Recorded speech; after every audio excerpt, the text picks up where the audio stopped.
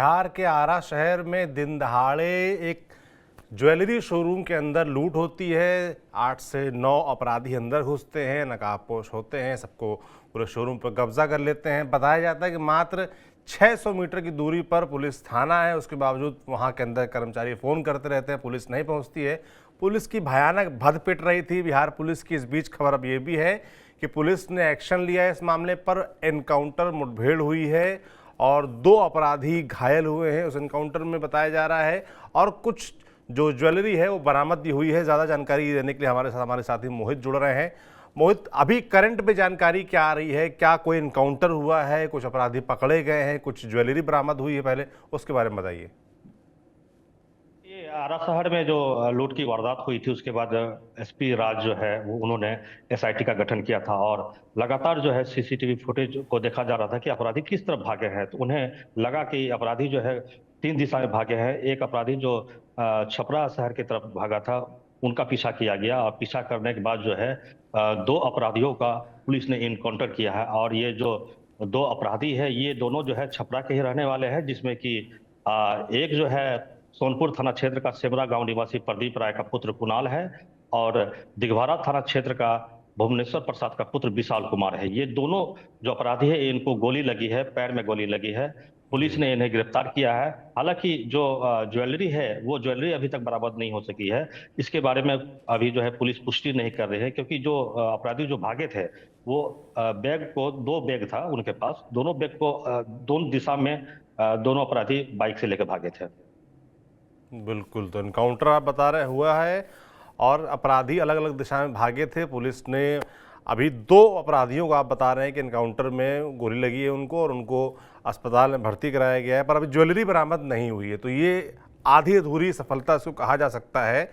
मगर जो असफलता है उसकी बात भी कर लेते हैं। बताया जा रहा है कि जिस जगह दिन दहाड़े एक तनिष्क ज्वेलरी शोरूम के अंदर 8-9 अपराधी हथियारबंद घुसते हैं, सबको बंधक बना लेते हैं, पूरा सोना भर के ले जाते हैं, अंदर कर्मचारी फ़ोन करते रहते हैं, पुलिस नहीं पहुंचती है, उसके बारे में बताइए। बड़ी भद पिट रही है। एक जंगल राज का याद दिलाया जाता है दौर बिहार में। ये तो एकदम वैसा ही हो गया कि बगल में थाना है, पुलिस है, सब है, और दिन दहाड़े बीच मार्केट इतनी बड़ी लूट हो जा रही है। बिल्कुल, देखिए विपक्ष जो है लगातार जो है बिहार सरकार को अपराध के मुद्दे पे घेर रही है। आज जो 10:30 बजे की ये घटना है और 10:30 बजे जब अपराधी 2 की संख्या में पहले पहुंचे थे तो जो गार्ड है बाहर उन्हें उनको अंदर जाने दिया। उन्होंने सोचा था कि वो ग्राहक है। जब गार्ड अंदर गया, माफ करेंगे, जब अपराधी अंदर गए तो गन पॉइंट पे जो है गार्ड को, दोनों जो गार्ड है उनको कब्जे में ले लिया। उसके बाद जो सेल्समैन है उनको कब्जे में लेना शुरू कर दिया और मोबाइल जो है उनका ले लिया।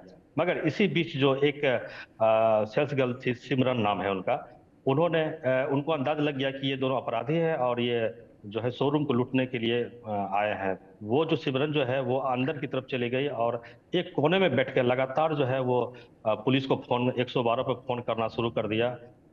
पहला फोन रिसीव 112 पर जो पुलिस ने किया, उन्होंने कहा कि ठीक है हम तुरंत जो है पुलिस को भेज रहे हैं। मगर आप ये देख लीजिए कि अगर टाइमिंग देखा जाए तो लगभग 22 से 23 मिनट तक अपराधी जो है वो शोरूम के अंदर रहे और लूटपाट करते रहे आराम से बेफिक्र होकर। जो वो एक एक शोकेस को खोल के उनका ज्वेलरी जो है लेके बैग में भरते रहे।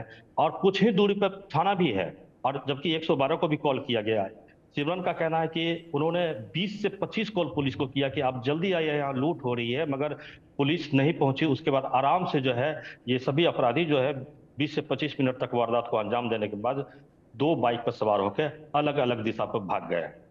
उसके बाद जब घटना के बाद जो है सभी सेल्स बॉय और जो गार्ड है वो बाहर निकले और हल्ला करने लगे। हल्ला करने के बाद जो है लोगों की भीड़ जमा हो गई। उसके 5 से 7 मिनट के बाद जो है पुलिस की गाड़ी वहां पहुंचती है। तो कहीं ना कहीं ये पुलिस की विफलता एक तरह से माना जाए, क्योंकि जो मुठभेड़ की माफ करिएगा, ये वारदात जो हो रही थी इसकी सूचना पहले ही पुलिस को मिल चुकी थी। उसके बावजूद भी पुलिस जो है मौके पर नहीं पहुंची और बगल में थाना है। जब लोगों की भीड़ जमा हो गई तो जो पास का जो थाना है वो पहले वहां पहुंचा। मगर सवाल वही उठ रहा है 112।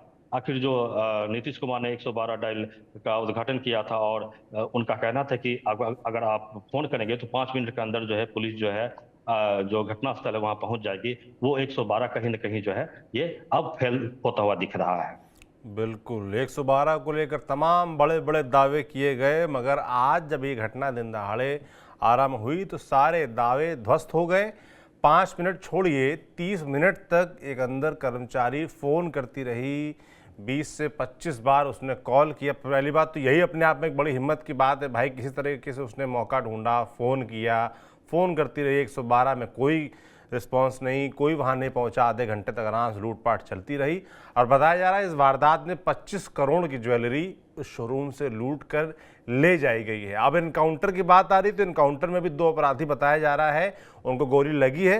मगर सबसे महत्वपूर्ण जो बात है वो ये है कि जो ज्वेलरी 25 करोड़ की बताई जा रही कीमत, वो अभी तक बरामद नहीं हुई है। एसपी साहब, एसपी मिस्टर राज ने बताया जब ये घटना हो गई और पुलिस पर सवाल उठने लगे, कि पुलिस के प्रशासनिक तंत्र पर सवाल उठने लगे, तो उन्होंने कहा कि अपराधियों की पहचान की जा रही है, उनकी गिरफ्तारी के लिए एसआईटी गठन किया गया है। वही जी, ये बताइए भाई, ये जो पुलिस का रिस्पांस है वो तो जो दिख रहा है वो है, अब जाहिर सी बात इसको लेकर पॉलिटिक्स भी शुरू हो गई होगी, विपक्ष घेर भी रहा होगा, क्योंकि विपक्ष को उसका पिछला दौर याद दिलाया जाता है, लालू यादव को दौर याद दिलाया जाता है, जंगल रात का दौर याद दिलाया जाता है, तो विपक्ष भी कुछ बोल रहा होगा। क्या कह रहा है विपक्ष?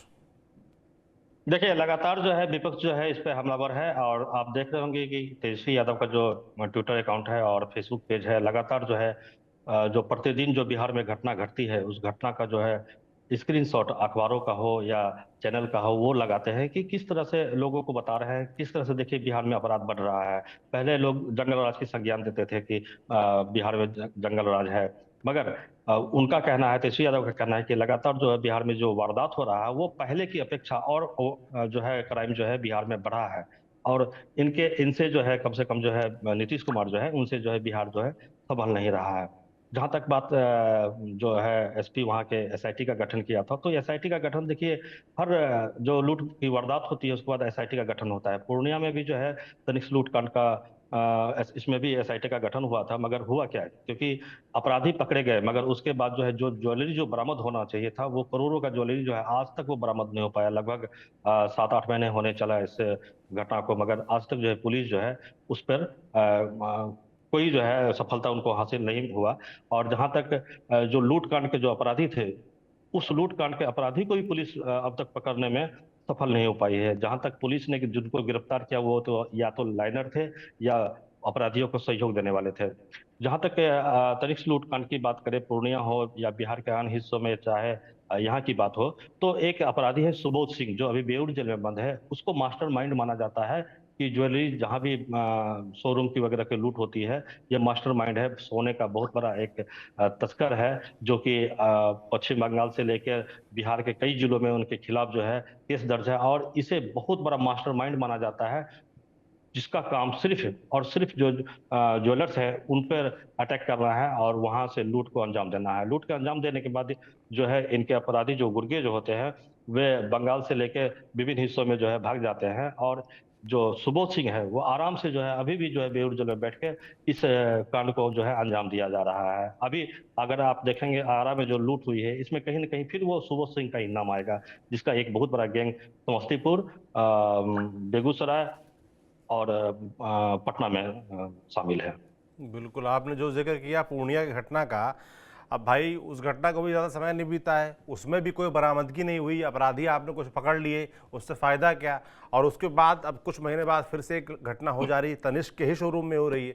बिहार में वैसे भी बड़ी बात होती है कि बाहर से कोई इन्वेस्टर नहीं आ रहा है, इंडस्ट्री नहीं आ रही है, और उस बीच अगर एक खास शोरूम को, एक ज्वेलरी शोरूम को टारगेट करके अलग अलग ज़िलों में लूटा जाएगा, तो जाहिर सी बात है कि भाई और लोग फिर कैसे हिम्मत करेंगे। आप कराते रहिए एमओयू, आप कराते रहिए तमाम तरह के जो आयोजन होते हैं इंडस्ट्रीज़ को बढ़ावा देने के लिए, मगर अगर डर का माहौल होगा, ऐसे लूटकांड किए जाएंगे और फिर उसके बाद कार्रवाई के नाम पर कुछ अपराधियों के साथ मुठभेड़ हो जाएगी, मगर जो बरामदगी है वो नहीं होगी, तो फिर जाहिर सी बात है कि भाई जो काम धंधा करने वाले लोग हैं, कारोबारी हैं, वो कैसे भरोसा कर पाएंगे।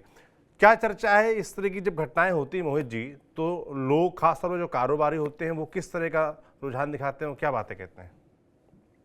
देखिए, ये जो लूटकांड होता है, जहां भी देखेंगे, अगर ज्वेलरी जो बड़े बड़े जो ज्वेलरी के दुकान होते हैं, पहले तो उनका इंश्योरेंस होता है, वो इंश्योरेंस करा के रखते हैं, और अपराधी भी वो निश्चित होते हैं कि भाई इस मामले में जो है हम पकड़े नहीं जाएंगे। क्योंकि आप देखेंगे होंगे कि पूर्णिया में भी जो लूटकांड हुआ था तो उन्होंने मास्क नहीं लगाया था। अभी आरा में जो आज सुबह जो लूटकांड हुआ है वो भी एक तरह से समझिए कि बेफिक्र थे कि वो या तो पकड़े जाएंगे, पकड़े जाने के बाद उनसे जो बरामद होगा ज्वेलरी वगैरह जो है वो बरामद नहीं हो पाएगा। और ये हुआ भी, आज मुठभेड़ हुआ, मुठभेड़ होने के बाद जो है ज्वेलरी बरामद नहीं हुआ। तो कहीं ना कहीं जो ये अपराधी जो बेखौफ है, बेखौफ होकर बिहार के विभिन्न हिस्सों में जो है घटना को अंजाम दे रहे हैं। और जहां तक जो नीतीश कुमार हर जगह भाषण में जो कहते हैं पहले से बिहार जो है बदला है, पहले ये नहीं था अब होता है जी। तो अब होता है जी, तो इससे जो यहाँ के जो व्यवसायी है उनको भरोसा दिलाना पड़ेगा कि पहले जैसा नहीं होता है जी। तो कहीं ना कहीं जो बिहार में जो है बाहर से जो इन्वेस्टर जो आने वाले हैं उनको अब विश्वास नहीं हो रहा है कि भाई बिहार का माहौल जो है ठीक है, आप रोड हो गया, बिजली हो गया, इस मामले में जो है आपका विकास हो रहा है, मगर कहीं ना कहीं जो है अपराध पे लगाम लगाने में जो है अभी जो नीतीश कुमार जो है कुछ हद तक जो विफल हो रहे हैं, जिसका मुख्य कारण जो है शराब और स्मैक को देखा जा रहा है। स्मैक और शराब के नशे में जो युवा इस कदर जो है बर्बाद है कि वो अपराध को अंजाम की घटना दे रहे हैं। और जो सुबोध सिंह जैसे अपराधी है वो तो आराम से बेऊर जेल में बैठे रहते हैं, मगर छोटे छोटे जो अपराधी जो जेल में जाते हैं उनको उनका एक गैंग बना के फिर इस तरह को घटना को ये लोग अंजाम देते हैं। तो कहीं ना कहीं जो है चारों तरफ जो है सरकार को ध्यान देना होगा, चाहे नशाबंदी हो या क्राइम हो, इस पर कहीं ना कहीं से उनको कंट्रोल करना होगा। बिल्कुल मोहित जी, बहुत धन्यवाद आपका तमाम जानकारियों के लिए। मामले में कुछ और अपडेट होगा तो फिर से आपको जोड़ने का प्रयास रहेगा। तो कुल मिलाकर बड़ी घटना है। और भाई जो हम चर्चा कर रहे थे, भाई के व्यवसायी हैं, इन्वेस्टर्स हैं, बिहार में वैसे भी बड़ी पिछड़ेपन की चर्चा होती है। तो वैसे लोगों को, चाहे इन्वेस्टर्स हो चाहे आम लोग हो, सबसे पहले भाई उनको लॉ एंड ऑर्डर ठीक चाहिए, सुरक्षा चाहिए कि भाई वो कहीं चलने में, जाने में, काम धंधा करने में उनको ये डर ना लगे कि हमारे साथ लूट हो जाएगी, छीनैती हो जाएगी। सबसे पहले तो इस पर ध्यान दिया जाना चाहिए। मगर फिलहाल जो घटनाएं आपको बताई, आज जो आरा में हुआ, उससे पहले पूर्णिया में, ये गंभीर सवाल खड़े करती है बिहार के लॉ एंड ऑर्डर पर। आपका क्या सोचना है? जो अभी कार्रवाई पुलिस की तरफ से की गई है मगर कोई बरामदगी नहीं हुई है ज्वेलरी की, अपने आप में बड़े सवाल खड़े करता है। बाकी जो अपडेट होगा आप तक हम जरूर पहुंचाएंगे। आप देखते रहिए TV9 डिजिटल। शुक्रिया।